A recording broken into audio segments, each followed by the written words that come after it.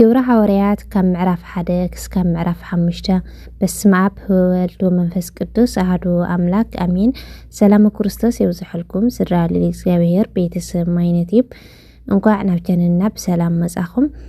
እንባርከስ ሒዝናየ ዘለና ካፍቶም ዓበይቲ አጽዋማት ጾም ሐዋርያት እናተባሃለ ዝጽውይ ከዓ ጾም ሰነ እናተባሃለ ዝጽዋይ እሞ ናይ ሐዋርያት ጸጋ በረከት ጸሎትን ረድኤትን አይፈለየና ከም ዝፍለጥ አቦታትና ከም ዘውልና ደሞ ግብረ ሐዋርያት 28 ምዕራፋት ዝሓዘ ኮይኑ በቅዱስ ሉቃስ ወንጌላዊ ዝተጻሓፈ ምዃኑ እዮም ዝሕብሩና እሞ በረከትን ምክፋል ካብ ምዕራፍ 1 ክሳብ ምዕራፍ 5 ሎሚ ክንርኢና ማለት እዩ ክሳብ መጨረሻ ምሳና ጽንሑ ሰናይ ምክትታል ግብረ ሐዋርያት ምዕራፍ 1 መንፈስ ቅዱስ ከም ዝልእኸሎም ዝተውሃበ ተስፋ ኦቶፉሊየስ ኣብቲ ቀዳማይ ጽሑፈይ ብዛዕባ እቲ ኢየሱስ ካብ መጀመርታ ሒዙ ነቶም ብመንፈስ ቅዱስ ዝሓረዮም ሐዋርያት ኣዚዙ ክስካዕታ ንሰማይ ዝዓረገላ መዓልቲ ዝገበሮን ዝመሃሮን ጽሒፈልካ ነይረ ብድሕሪ ሞቱ ን40 መዓልቲ ዝኣክል እናተርእዮም ብዛዕባ መንግስቲ እግዚአብሔር ከዓ እናነገሮም ብብዙሕ መረዳእታ ህያው ከም ዝኾነ ንባዕሉ ኣርእዮም ምስኣቶም ብሓደ ተቐሚጡ እንተሎ ድማ ነቲ ካባይ ዝሰማዕኹምዎ ናይ ኣብ ተስፋ ተጸበዩ እምበር ካብ ኢየሩሳሌም ኣይትውጽኡ ዮሐንስ ብማይ ዘጥመቀ ንስካትኩም ግና ድሕሪ ቁሩብ መዓልትታት መንፈስ ቅዱስ ክትጥመቑ ኢኹም ኢሉ ኣዘዞም ዕርገት ኢየሱስ ተኣኪቦም እንተለዉ ከዓ ጎይታ ኣብዚ ግዜ እዚ ዲኻ ንእስራኤል መሊስካ መንግስቲ እተቆመላ ኢሎም ጠየቕዎ ኢየሱስ ከዓ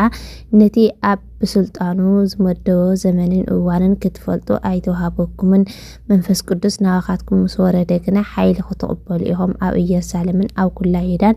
ኣብ ሰማርያን ክስካዕ ወሰን ምድሪ እውን መሰኻኸረይ ክትኾኑ ኢኹም በሎም እዚ ምስ በለ ድማ እናርእይዎ ንሰማይ ዓረገ ካብ ኣዒንቶን ከዓ ደመና ሰወሮ ንሱ ክዓርግ እንተሎ ንሳቶም ድማ ናብ ሰማይ አንቃሪሮም ክጥምቱ እንተለዉ ኒዮ ጻዕዳ ክዳውንቲ ዝተኸደኑ ክልተ ሰባት ኣብ ጥቓኣቶም ደው ኢሎም ኣቱም ሰብ ገሊላ ስለምንታይ ኢኹም ናብ ሰማይ አንቃሪርኩም እናጠመትኩም ደው ኢልኩም ዘለኹም እዚ ካባኻትኩም ናብ ሰማይ ዝዓረገ ኢየሱስ ከምቲ ናብ ሰማይ ክዓርግ እንተሎ ዝረእኹምዎ ከምኡ ኢሉ ከዓ ክመጽእ እዩ በልዎም ማቲያስ ክንዲ ይሁዳ ከም ዝተሓረየ ብድሕሪ እዚ ሐዋርያት ካብ ደብረ ዘይቲ ናብ ኢየሩሳሌም ተመለሱ ደብረ ዘይቲ ካብ ኢየሩሳሌም መንገዲ ሰንበት ዝኣክል ይርሕቕ ነበረ ናፍታ ከተማ ምስኣተው ከዓ ናብታ ዝቕመጡላ ዝነበሩ ላዕለወይቲ ደብሪ ደየው ንሳቶም እውን ጴጥሮስ ዮሐንስ ያዕቆብ እንድርያስ ፊልጶስ ቶማስ በርቶሎሜዎስ ማቴዎስ ያዕቆብ ወዲ ኤልፍዮስ ሰምዖን ቀናኢ ይሁዳ ወዲ ያዕቆብን ነበሩ እዚኣቶም ኩሎም ምስ ገሊኣተን ኣንስትን ምስ ማርያም እኖ ኢየሱስን ምስ ኣሕዋትን ሓዊሮም ጸሎት ይዘውትሩ ነበሩ በተን መዓልትታት እቲኣተን ጴጥሮስ ኣብ ማእኸል እቶም ተኣኪቦም ዝነበሩ 120 ዝኣኽሉ ኣሕዋት ደው ኢሉ ከምዚ ይበለ ኣቶም ኣሕዋተይ ብዛዕባ እቲ ነቶም ንኢየሱስ ዝክሕዝዎ እንተለዉ ዝመርሖም ይሁዳ መንፈስ ቅዱስ ኣቐዲሙ ብኣፍ ዳዊት ዝበሎ ቃል መጽሓፍ ክፍጸም ይግባእ እዩ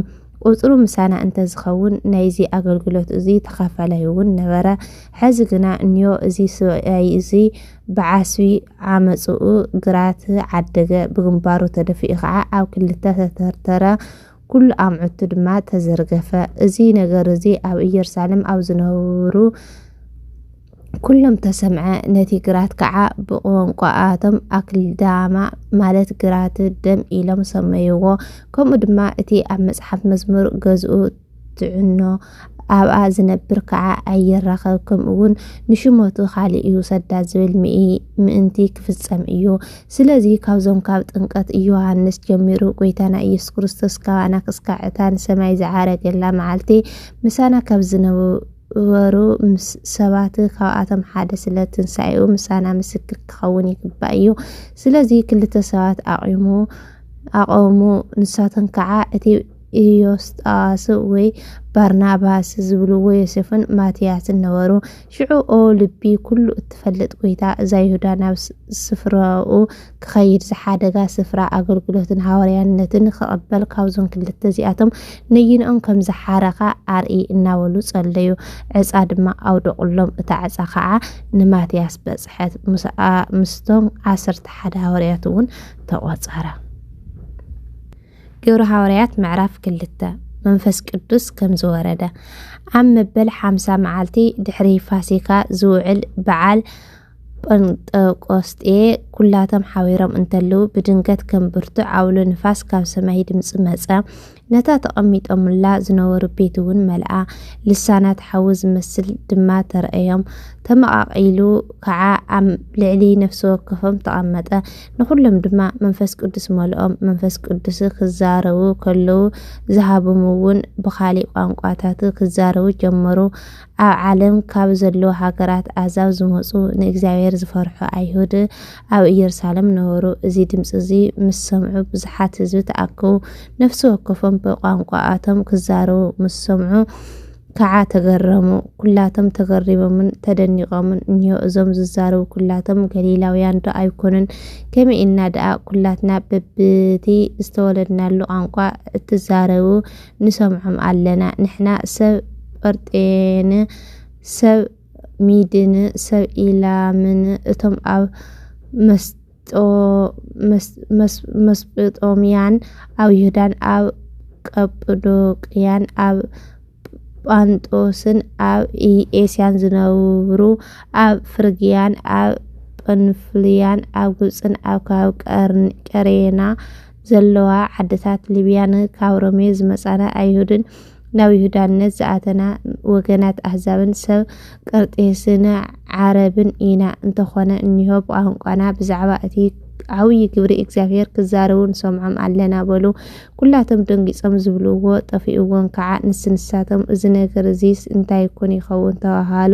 ገሊኣቶም ግና እናላገጹሎም እዚኣቶም ጉዕሽ ወይኒ ሰትዮም ሰኺሮም እዮም እናበሉ ሰሓቕዎም ጴጥሮስ ዘስምዖ መልእኽቲ ሽዑ ጴጥሮስ ምስቶም 11 ተስኡ ድምፂ ዓው ኣቢሉ ከምዚ ኢሉ ተዛረቦም ኣቱም ሰብ ይሁዳን ኣብ ኢየሩሳሌም እትነብሩ ኩላኻትኩምን እቲ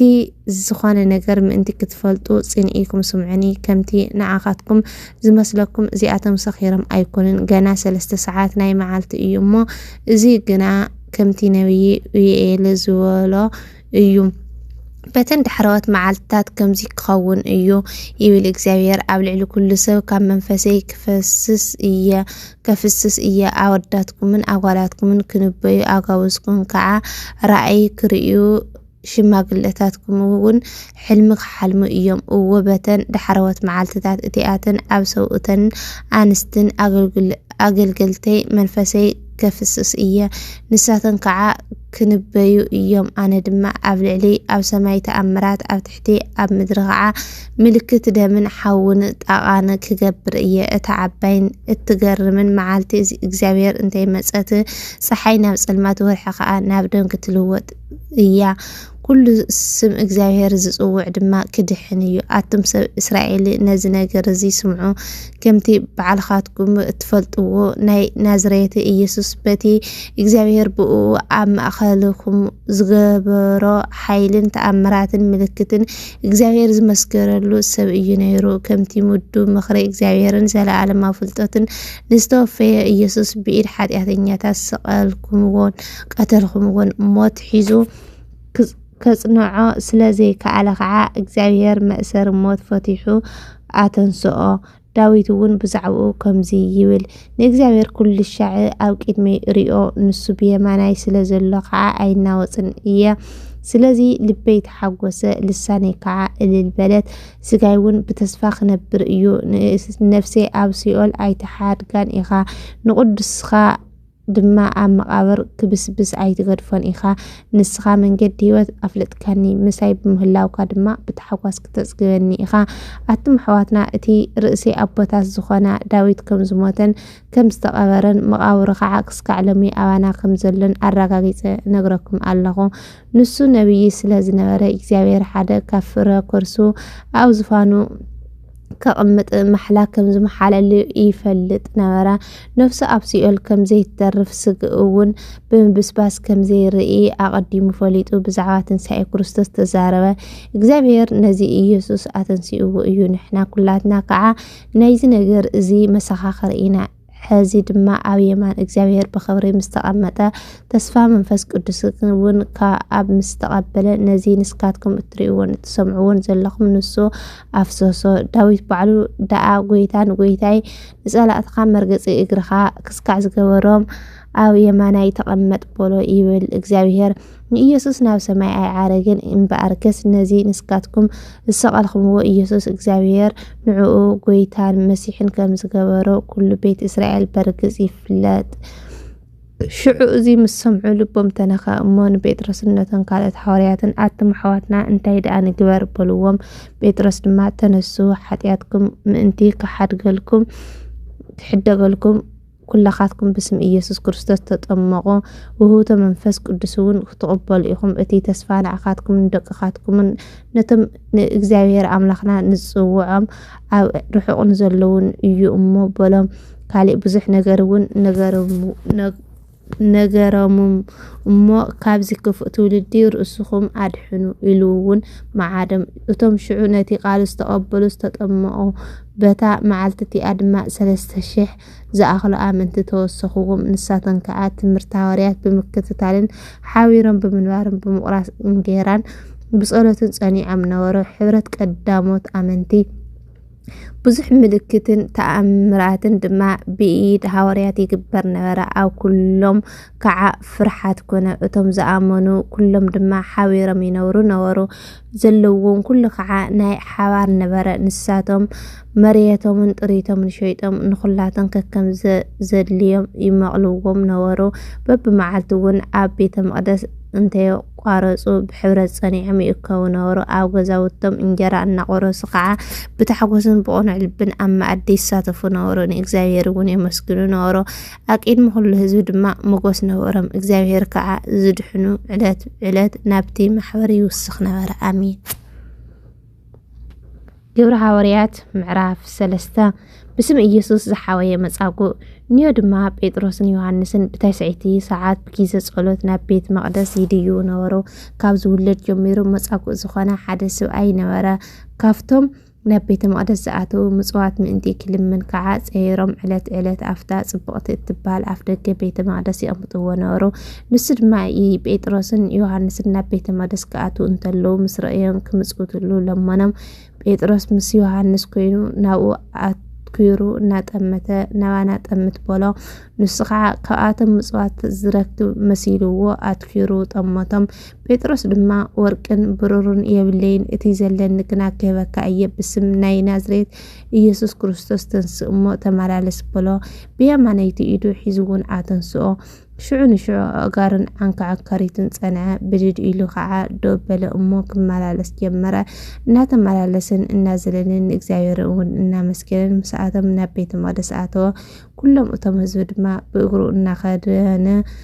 نإكزاير إنا مسكين رأيوه نسوتي أبتا صبقت التبهال أفدق بيت مقدس تأميتو مسوازل من زنار مخانم مسألة ليوه بيت أولي علي أستغبار تأمر تدنقون تقرمون بيتروس أبيت مقدس زهاو ملأختي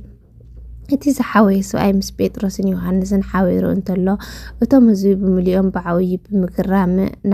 نفتي قبلا سلامون تبهيلو ززواع قويو بيتروس نزي مصرائية نتم زوي كمزي بولم آتم سب إسرائيل من تايب بزي تقرمو بحايلنا ويبزرقنا نزي سبزي زخ خير كم زغورنا يغا نمنتاين أنا تتم متعلقم أملاخ أبوتاتنا أملاخ إبراهيم يساقن يعقوب نود يسوس أخورا نسكاتكم قنا نتي بيلاطوس يفتح إلو زفردلو أحليفكم حبكم غو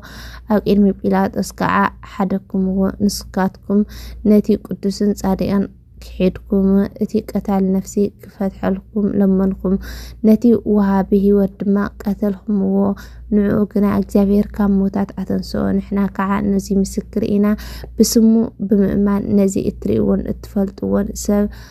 أصنعوا تاب يسوس مؤمن دما أكيد مخلقاتكم ملؤت عنا هوتو حزي دما حواتي كمتم مرحتكم نزي بزي مفلات كم زغبركم وفلت الله እግዚአብሔር ግና ክርስቶስ መከራ ከቀበል ከም ዘለዎ ኣቀዲሙ በአፍ ኩሎም ነቢያት ከም ዝተዛረቦ ከምኡ ፈጽሞ እምበኣር ሓጢኣትኩም ምእንቲ ክድምሰሰልኩም ካብ ገጽ እግዚአብሔር እውን ዘመን ምሕዳስ ምእንቲ ክመጸልኩም ነቲ ኣቀዲሙ ንዓኻትኩም ዝሓረዮ ኢየሱስ ክርስቶስ ምእንቲ ክሰደልኩም ተነሱን ተመለሱን ከምቲ ዝተነገረኩም እግዚአብሔር ካብ ጥንቲ በአፍ ቅዱሳን ነቢያቱ ዝተዛረቦ ኩሉ ነገር ዝሕደሰሉ ዘመን ክስካዕ ዝመጽእ ሰማይ ንዕኡ ክቕበሎ ይግባእ እዩ ሙሴን እግዚአብሔር አምላክኩም ከምቲ ንዓይ ዝተተንስአኒ ካብ ኣሕዋትኩም ነብይ ዘተስአልኩም እዩ ከተስአልኩም እዩ ኩሉ እቲ ንሱ ዝበልኩም ዝብለኩም ከዓስምዕዎ እንዮ ኩላነታ ነብይ እቲ ዘይትሰምዕ ነፍሲ ካብ ህዝባ ተፈልያ ክትንቀል እያ በለ ኩላቶም ነቢያት ካብ ሳሙኤል ጀሚሮም ክስካዕ እቶም ብድሕሪኡ ዝነበሩ ብዛዕባ እዘን መዓልትታት እዚኣተን እዮም ዝተናገሩ ንስካትኩም ውሉድ ነቢያትን ውሉድ እቲ እግዚአብሔር ዝሰርዖ ስርዓትን ኢኹም ናይ አብርሃም ኩሎም ህዛብ ምድሪ ብዘርእኻ ክባረኹ እዮም ኢሉ ምስ ኣቦታትና ዝኣተወ ውሉድ ኪዳን ኢኹም እግዚአብሔር ንነፍስ ወከፍኩም ካብ ክፍኣትኩም ተመሊስኩም ምእንቲ ክባርኸኩም ንወዱ ኣተንስኡ ቅድሚ ኩሉ ናኻትኩም ለኣኾ አሜን ግብረ ሐዋርያት ምዕራፍ 4 ጴጥሮስን ዮሐንስን ናብ መጋበያ ከም ዝቀረቡ ጴጥሮስን ዮሐንስን ነቶም ህዝቢ ክነግሩዎም እንተለው ካህናትን ሓለቃ ሓለውቲ ቤተ መቅደስን ሳድቃውያንን ናብኣቶም መጹ ነቶም ህዝቢ ስለዝመሃሩን በኢየሱስን ትንሣኤ ሙታን ከም ዝርከብ ስለዝሰበኹን የመና ተናደዱ ስለዚ እውን ሓዝዎም መሲ ስለዝነበረ ከዓ ምድሪ ክስካዕ ዝወግሕ ዓበይት ማእሰርቲ ኣሕደርዎም እንተኾነ ካብቶም ነቲ ቃል ዝሰምዑ ብዙሓት ኣመኑ በዝሒ እቶም ዝኣመኑ ሰብኡት ከዓ 5,000 ኮነ ንጽብዒት ድማ መኳንንቶምን ሽማግለታቶምን መምህራን ሕግን ምስሃና ሊቀ ካህናትን ቀያፋን ዮሐንስን እስክንድርዮስን ኩሎም ወገን ሊቀ ካህናትን ኣብ ኢየሩሳሌም ተኣከቡ ንኣቶም ኣብ ማእኸል ደው ኣቢሎም ድማ በየናይ ሓይሊ ወይ በናይ መን ስም ኢኹም ነዚ ዝገበርኹምዎ ኢሎም ጠየቁዎም ሽዑ ጴጥሮስ ብመንፈስ ቅዱስ ተመሊኡ ከምዚ በሎም ኣቱም መኳንንቲ ህዝብን ሽማግለታትን ሎሚ ንሕና እንምርምር ዘለና ንሓደ ሕምም ሰብ ብዛዕባ ዝተገበረሉ ሰናይ ነገርን ከመይ ኢሉ ከም ዝሓወይን እንተኮይኑ እዚ ሓዊ ኣብ ቅድመኩም ደው ኢሉ ዘሎ ብስም እቲ ንስካትኩም ዝሰቀልኩምዎ እግዚአብሔር ከዓ ካብ ሙታን ዘተንስኦ ናይ ናዝሬት ኢየሱስ ከም ዝኾነ ኣብ ኩላኻትኩምን ኣብ ኩሉ ህዝቢ እስራኤልን ፍሉጥ ይኹን ንሱ እቲ ንስካትኩም ነደቕቲ ዝነዓቅኩምዎ ግና ርእሲ ማእዝን ዝኾነ እምኒ እዩ ብኡ ክድሕን ዝግባእ ካሊእ ስም ኣብ ትሕቲ ሰማይ ንደቂ ሰብ ኣይተዋህቦን እዩ እሞ ድሕነት ብካሊእ ኮቴ የለን تبعات بيتروس يوحنس مس رأيو زي تمهارون تارا سوات مخانمون مس فلتو تقرمو مس إيسوس كم زنورو دما على ليوم التي زحاوي سواء مساعتهم دو إلو مس رأيو ززاربو سآنو سلازي كافتي مقايا دحر كبلوهم أززو نسن ساتن قعاء كمزي إلم تماخرو قالو كنبلا زي نخل أو إيرسالم أو زنورو كلاتهم استقهدت في التأمرات بقاعتهم تغير أيامو نزم سوات زياتهم انتاي نقورم أفزمي منتي غنينو كي ورا داقين بسم إيسوس نسب كي مهرون كي زارون بصنعنا تنقق قنبولو سوي عمد ما بسم إيسوس نحادكوا كي نقرو وي كي مهر عززوهم بيترسن يوحنزن كعا نكزاوير كام مسمع نعاقاتكم مسمع أو كيد مكزاوير كينو انت دعا كوينسك اسكي بعضكم فرادو نحنا قنا نتيز رأناين سمعناين مزراب عين حرقن إلهم ملسلهم نساتن قعا بتيس تقبرة تعمرات اتي هزوي نكزابيري مسكن سلازنارة فريحهم زغصع مخنياتون سلازسعان اللهم ملسهم عفراريحهم سددوهم اتي ناي محواي تأمرات تقبر اللسو عيد ما عيد مؤو لعلار وعامت نمرا حوريات توعات كوهاوهم كمز صليو بيترسن يوحنسن مستفتحو نافتم أحوات كيدم نتي لكان كانت شماغلتاتن زبالو كل نغيروم نساتم ون نزي مسمع بحاد لبخوينم دمصم لعل أبيلم ناب እግዚአብሔር ከምዚ ወሎ ኦ ሰማይን ምድርን በሐርን አባተን ዘሎ ኩልን ዝፈት አርካ ጎይታ ከምቲ በመንፈስ ቅዱስ በአፍ አቦና ዳዊት ባሪያኻ ስለምንታይ አሕዛብ ተቆጥዩ ተቆጢዑ ህዝብኻ ንምንታይ ከንቱ ነገር ይኣልሙ ነገስታት ምድርኻ ንምንታይ ተልዓሉ እቶም መኳንንትኻን እግዚአብሔር ንመሲሕን ክጻረሩ ብሓደ ተኣከቡ ዝበልካዮ ብሓቂ እውን ሄሮድስን ጴንጤናዊ ጲላጦስን ምስ ኣህዛብን ምስ ህዝቢ እስራኤልን ኣብ ልዕሊ እቲ ዝቐብኣኻዮ ቅዱስ ወድኻ ኢየሱስ ንሻራ ተልዓሉ እዚ ዝኾነ እውን ንስኻ ኣቐዲንካ ብፍቓድካን ብሓይልኻን ዝወሰንካዮ ምእንቲ ክፍጸም እዩ እዚ ሕዚ ድማ ኦ ጎይታ ምፍርሖም ርየ ንኣገልገልትኻ ከዓ ቃልካ ብምሉእ ትውዓት ክናገሩ ኣኽእሎም ብስም እቲ ቅዱስ ወድኻ ኢየሱስ ሕሙማት ክሓብዩ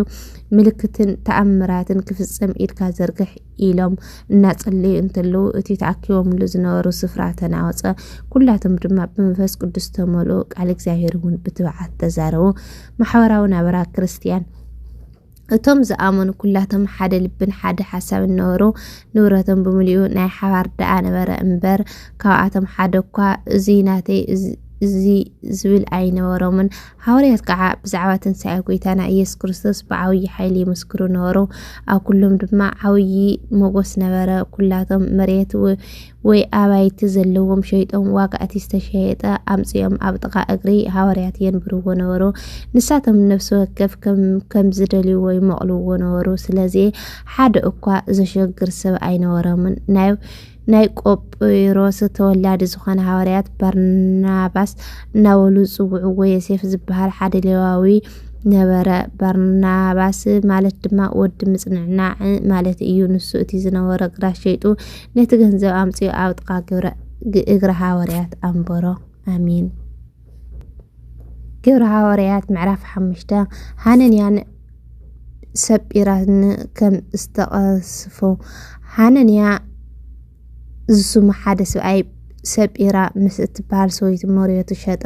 ምስ ሰወይቲ ተማኺሩ ድማ ካብቲ ዋግኡ መቒሉ ኣትረፈ ነቲ ሓደ ምቃል ጥራሕ ኣምፂኡ ኣብ ጥቓ እግሪ ሐዋርያት ኣንበሮ ጴጥሮስ ከዓ ከምዚ በሎ ኦ ሐነንያ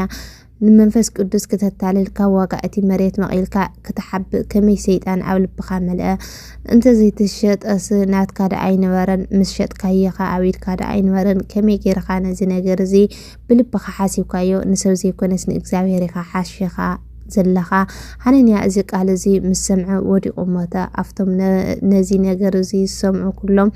ዓብይ ፍርሓት ኮነ ካብኣቶም ኣጋብ ዝተፍሲኦም ገነዝዎ ተሸኪሞም ኣውፂኦም ድማ ቀበርዎ ድሕሪ 3 ሰዓት ኣቢሉ ሰወይቱ እቲ ዝኾነ እንተይፈለጠት ኣተወት ጴጥሮስ ከዓ እስኪ ንገርኒ ንመሬትኩም በዚ ክንዲዚ ድኹም ዝሸጥኹምዎ ኢሉ ጠየቓ ንሳ ድማ እወ ብኸንዱ እዩ በለቶ ጴጥሮስ ድማ ከመይ ከን መንፈስ እግዚአብሔር ክትፋታትን ወሓወርኩም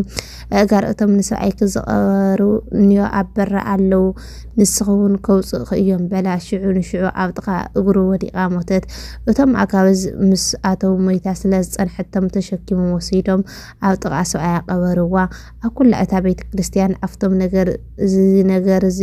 ዝሰምዑ ኩሎም እውን ከዓ ዓብይ ፍርሓት ኮነ